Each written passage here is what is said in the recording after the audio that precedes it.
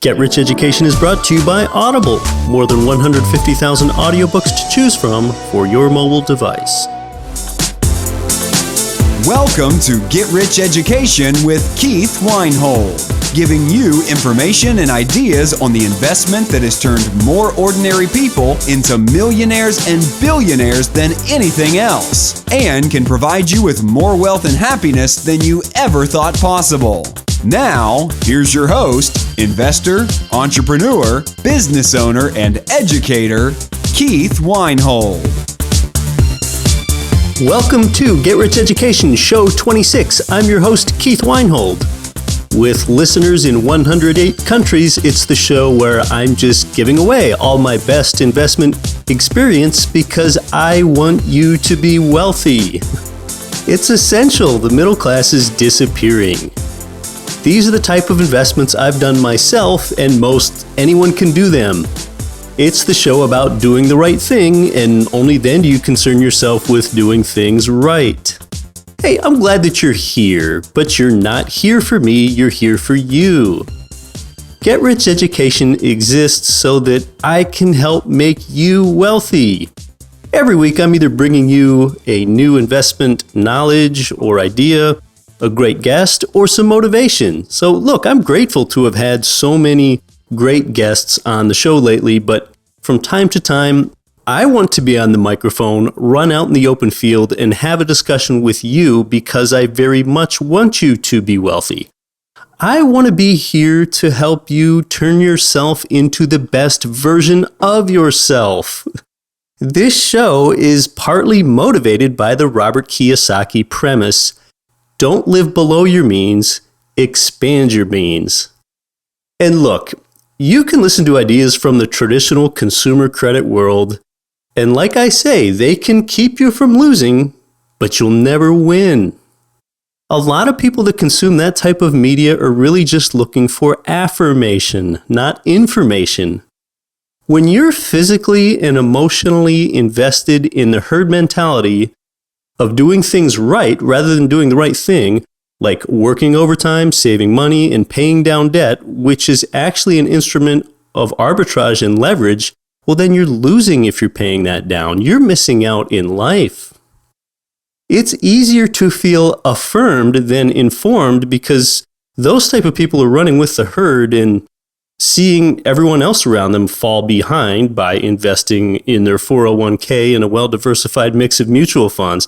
That's why it feels normal to them. That's their herd. That's what makes it nearly impossible to live an extraordinary financial life. So if someone's got some of their money working for them and they haven't yet learned how to make other people's money ethically work for them, they will do a lot more work in their life and they won't be as happy and they won't be spending as much of their life playing wiffle ball with their kids or fishing with their family like you will. It's really remarkable how little people value their time. And they realize that they can't get that time back when it's too late in life for them to take snowboarding lessons, or it's too late in life for them to get that time back target shooting with their now late uncle. So here's the result of most people that say they value time more than money. People say that, but that's not reflected in their decisions. What's reflected in their day-to-day decisions is that they say yes to working overtime and they will put the quantity of their money ahead of the quality of their time. That's what they do in practice, although that's not what they say. You know, the result is that they die, and you could have just as well written on their tombstones 2 lines under their name. The first line read, "He worked," and the second line read, "A lot." He worked a lot. The story of your life and your investor life is written with every minute that you spend and every dollar that you spend. If you're here, you seek information, not herd affirmation. So I want you to open your mind today, because I'm going to put some thoughts inside it that have never been there before. The quickest way from poverty to wealth, yes, it is education, but it's also changing who your friends are. You are who you hang out with, your friends. The quality of your life is in direct relationship to the expectation of your peer group. I call that the law of conformity.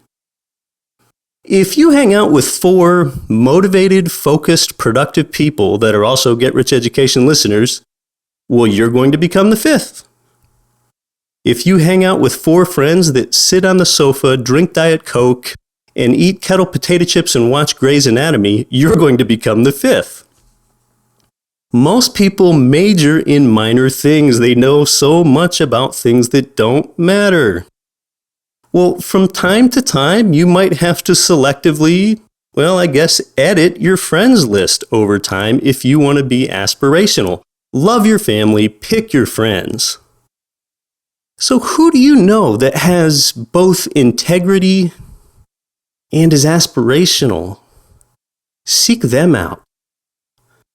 Upgrade your peer group, and you will resultantly have an identity shift. You really will. Well, how do you know which group is who?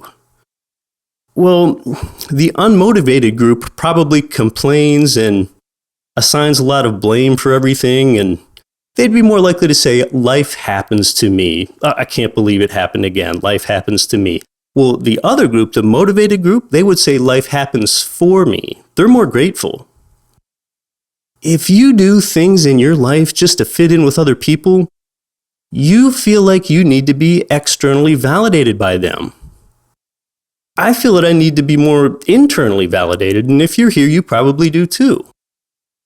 Hey, well, what's this have to do with buying your first fourplex or owning turnkey real estate in Memphis, Tennessee, or doing a 1031 exchange out of your 80-unit apartment building and into a 180-unit apartment building? Well, they're all expansionary depending upon your investor level. All 3 of those examples, they activate other people's money working for you, not just your money working for you. As Peter Sage would tell it, how do you know that you have room to be expansionary? All right, think about the life of a slug. A slug's life is spent munching on lettuce leaves and leaving sticky trails behind. Okay, that's pretty much the life of a slug. Now, a slug has no conceptual understanding of the life of an ant. The ant looks at the life of a slug and thinks, a slug? That's pathetic. I'm an ant. I have meaning in life. I'm part of a colony. I belong. It's all about order, structure, a hierarchy. I serve a queen. I really matter. What a much better life I have than a slug. I'm an ant. I have a purpose. Well, the ant crawls over the toe of a hen, and the hen thinks, stupid ant. I'm a hen. I'm where it's at. I matter. Now, an ant's life is all about pheromones. They're totally expendable toward serving a queen that they've never even met. I'm a hen. I get to strut around the farmyard. I've got freedom of will. I get to hang out with other hens. What a much, much better life than the life of an ant. Well, now the hen has no conceptual understanding that it's part of a poultry farm. It doesn't know that it's going to be slaughtered next week. The hen's awareness just isn't great enough. Well, us humans, we look at the hen and think, that's lunch. But we as humans have no conceptual understanding of what's the next level above us. It's not because us humans aren't smart. It's just that our awareness isn't big enough. Just like the slug doesn't have the awareness of the life of an ant, or an ant has no conceptual understanding of the life of a hen. So consider, what are the levels above us that we don't have any awareness of? Us as humans, we might be in the bottom 1% of awareness and intelligence of all beings. Now, at this moment, I've just made you feel quite small. I've just made myself feel quite small too. It's a reminder that we have unlimited space to expand to the upside and be that best version of ourselves. We do that by continually being who we are becoming. Your mind is a multi-billion-dollar asset. It is if you continually believe that it is. There is so much room for expansion as you always aspire to better and higher uses. If you begin to fill just a portion of that huge space above us, you will begin living a life of abundance. You'll see that there isn't any limit. That's why I suggest that you think and act abundantly in both investing and in life. Because as you can see, there is infinite achievement potential there for you. If you practice abundance in investing, you will naturally enhance your return on time invested. This is going to permeate into other elements of your life too. I'll give you an example. The other day, I had my friend Terrence come over and I let him check out my home gym. Now, I'm kind of a fitness freak and I was demonstrating some exercises to Terrence, including using some equipment that he just wasn't used to incorporating in his workout before. So, rather than just doing plain burpees, I was showing Terrence how to do one-legged burpees with the BOSU. I got out the agility ladder, laid it on the home gym floor, and took him through some quick agility foot drills there. Well, after a few minutes of that, I let Terrence know that, hey, I've got to go. It was time for me to go to my appointment with my personal trainer at a nearby commercial gym. Well, Terrence was confused. He said to me, Keith, why don't you just stay here and work out? You've got this great home gym. You just took me through these great moves I've never seen before. He pointed out that I'm dressed for the gym and I already have energy right now. I've got all this great equipment right here in front of me. Well, I told Terrence, it's because that personal trainer at that gym does for me what I just did for you. See, my trainer Billy at the Elite Sports Performance Gym, he expands my content, context, checks my form, shows me things and exercises I've never even thought of. There's peers working out next to me at that gym too. They pull me up. They give me new workout ideas. That gym does for me what I just did for Terrence. So have an awareness that there's always something greater to expand to in investing and in life. Set goals that are really significant. You know how to set a significant goal? Set a goal where you don't even know of the steps that it takes to get there. Consider that if you already knew what steps it took to achieve your goal, well, then your goal's too small. Because where's the room for growth? Where's the room for growth if you already know the steps to get there? If you already know the steps to get there, that wouldn't be a worthy goal. You need to expand your existing comfort zone in order to achieve a worthy goal. So, hey, we're going to come right back with more on expanding that multi-billion-dollar asset known as your mind right after this. Get Rich Education listeners, how would you like the latest audiobook from Robert Kiyosaki, the #1 personal financial author of all time, for free? For my listeners, Audible is offering a free audiobook download with a free 30-day trial to give you the opportunity to check out their service. You can pick out any audiobook that you want. My pick is you really ought to read Robert Kiyosaki's new book, Second Chance, For Your Money and Your Life. It uses the lessons from the past and a brutal assessment of the present to prepare listeners to see and seize the future. Get yours now at audibletrial.com/getricheducation.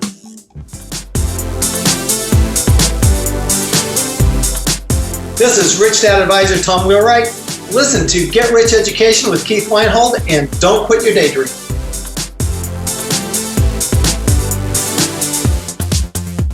Welcome back to Get Rich Education. I'm expanding your mind so that you can fill it with cash flowing real estate or your favorite investment.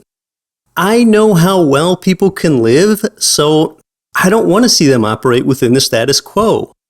And you You don't need to be born with a great deal of intelligence to be a great investor. Often it's not the smart that get ahead, but rather it's the bold. Think about it, you've already won. Out of 400 million sperm, you're the one that made it. You've already won.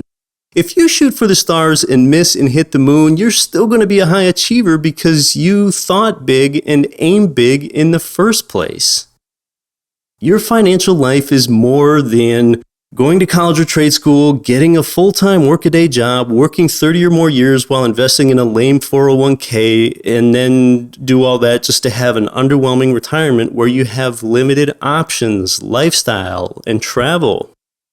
Additionally, if you chose that soul-snatching path, you would have been reinforcing to your children that they do the same limiting thing.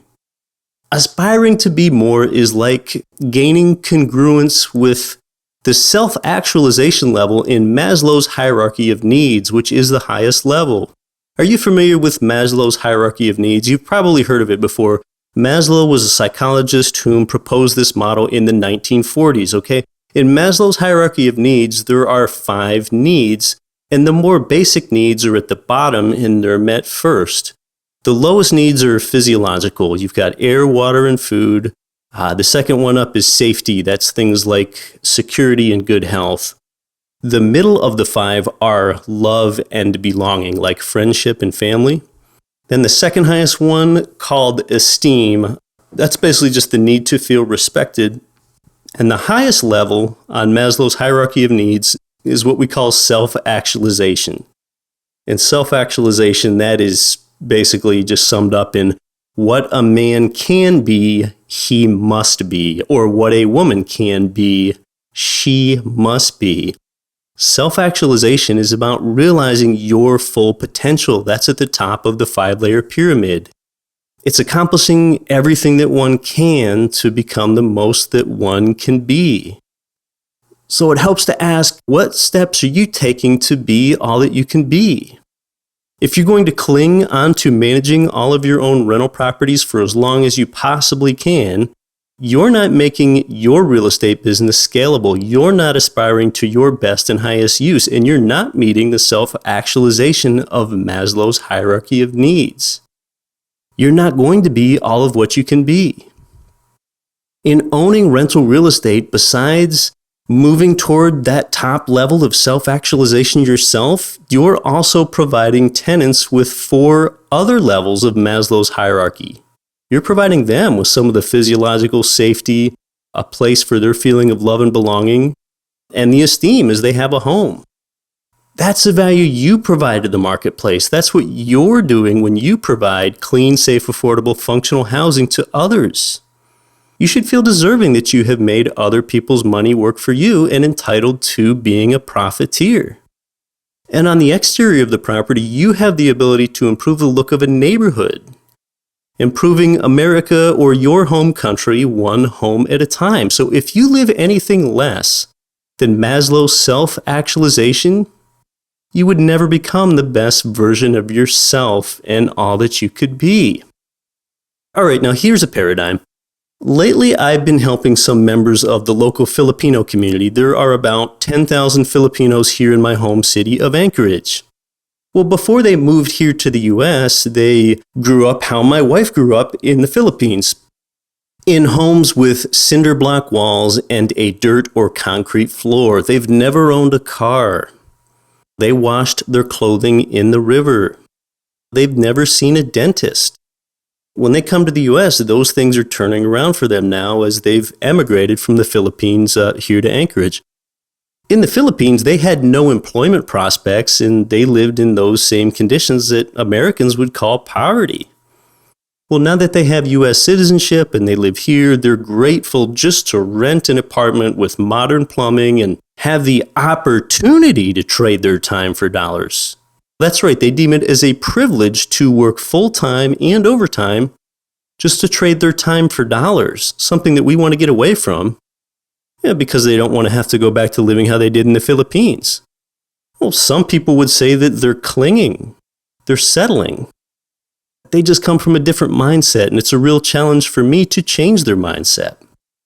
I ask them to consider not just to stop renting an apartment and to go buy a home, but to buy that fourplex and rent apartments to others and make money follow them as they start to create leverage in an asset and receive passive monthly income that they don't have to work for at the same time. I mean, for me to tell them, don't follow money, make money follow you, that doesn't resonate. Their thought process is like, don't follow money? What? I'm just so happy to have some money to follow.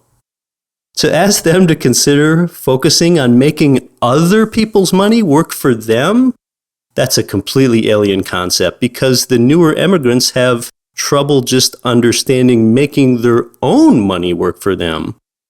Because to them, the only way money could possibly appear in their lives is if they trade their time for it. See, they deem working for money and following money as such a privilege that they cannot even imagine that a born and raised American could pay rent to them to make money follow them. That seems like a dreamland to them. Just like owning 8,000 to 10,000 rental units like Ken McElroy seems like a dreamland to, say, an intermediate level real estate investor. So the spark to improving either situation starts with thought, which leads to action, which leads to patterns, which in turn lead to a lifestyle. So, well, we've been thinking about how you're thinking here. Big thinking is the genesis of doing great things. And consider that we really only have so much time to think. Consider how valuable this time is. You know, so much of your 24-hour day is already consumed with needs like sleeping, eating, bathing. I mean, you need to use part of your discretionary time to think abundantly. Make time for that. So keep asking yourself, who's motivating you? Who's helping you pull yourself up? Who's inspiring you to a better and higher use? Who's the friend that's doing that for you? What's the podcast that's doing that for you? Who do you know that's aspirational? Where can you find someone that's aspirational? So don't spend so much of your time doing what you don't want to do just because the status quo approves it. People get so caught up trying to make a living that they forget to live a life. Well, that's not a life well lived. An abundance mindset, yes, it does need to be cultivated over a period of time as you educate yourself and get around the right people. It does take some time. You don't go to the gym once and get fit, you get sore. So spend some time thinking about how you're thinking. Next episode, we'll have a show that's more concrete and actionable. And hey, if you like this type of content and want to practice abundant thought to get you to the next investor level, then listen to Get Rich Education episode numbers 1, 2, 5, and 17. Okay, some have called that material inspiring. So don't just get rich. Live a rich life and have a positive impact on others by sharing your abundance with them and helping them discover their multi-billion-dollar asset, their mind. Armed with this new context, go out there and don't quit your daydream. You've been listening to the Get Rich Education podcast, telling you what the wealthy won't tell you about real estate and investing. If you enjoyed the show, please take a minute to visit iTunes and leave your comments.